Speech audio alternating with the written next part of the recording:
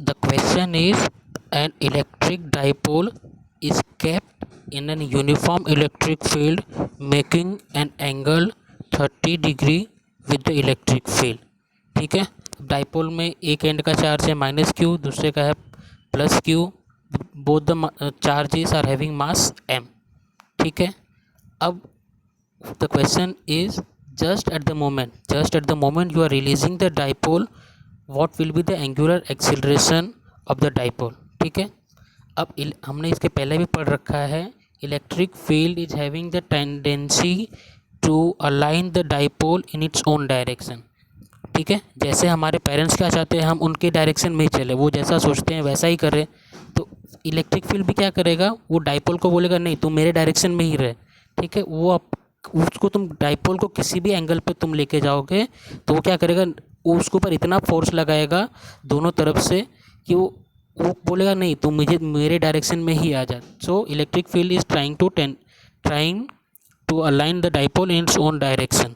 तो इस फोर्स या फिर दोनों डायरेक्शन में फोर्स लगेगा, as the line of action is not same, so it will exert torque on the dipole so that the dipole is aligned along the direction of electric field.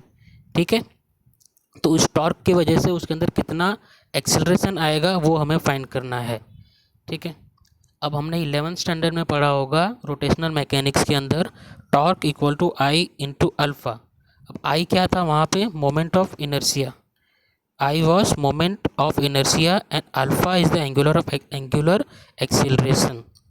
And I equals to m r square, where m is the mass and r is the distance of the mass from the center or from the axis of the rotation. For a single mass system I equal to mr square. ठीक है, अब बहुत सारे मास होंगे तो उसके लिए क्या होगा, I equal to m1 r1 square plus m2 r2 square plus m3 r3 square and so on. जितने भी मासेस रहेंगे अकॉर्डिंगली यू कैन कैलकुलेट. अब यहाँ पे हम देखें तो हमारे पास कितने मास अवेलेबल है. नाउ हमने पहले ही पढ़ा था every charge is accompanied by mass. ठीक है, माइनस क्यू के पास भी मास m है, प्लस क्यू के पास भी मास m है. So what will be its moment of inertia, its moment of inertia will be I equal to m into distance कितना है इस मास का एक्सिस ऑफ रोटेशन पे से. यहाँ पे एक्सिस ऑफ रोटेशन क्या है, o से m का डिस्टेंस कितना है l.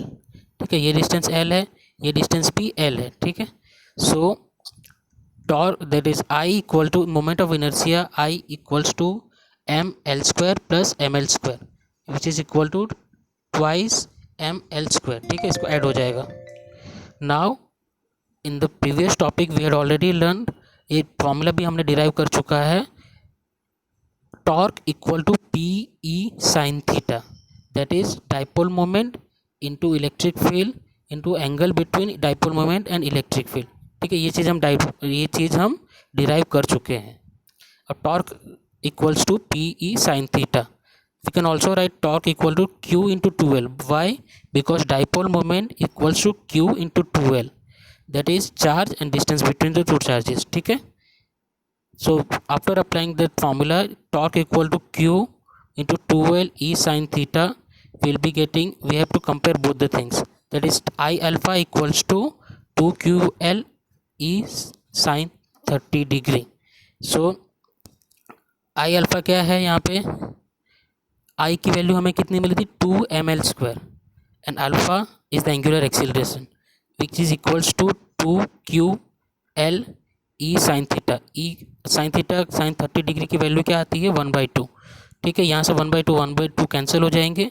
So ml alpha equals to 1/2 q into E. So finally we are getting angular acceleration equals to QE upon 2ml. ठीक है, फाइनल आंसर हमारा आता है एंगुलर एक्सेलरेशन का QE upon 2ml. ठीक है.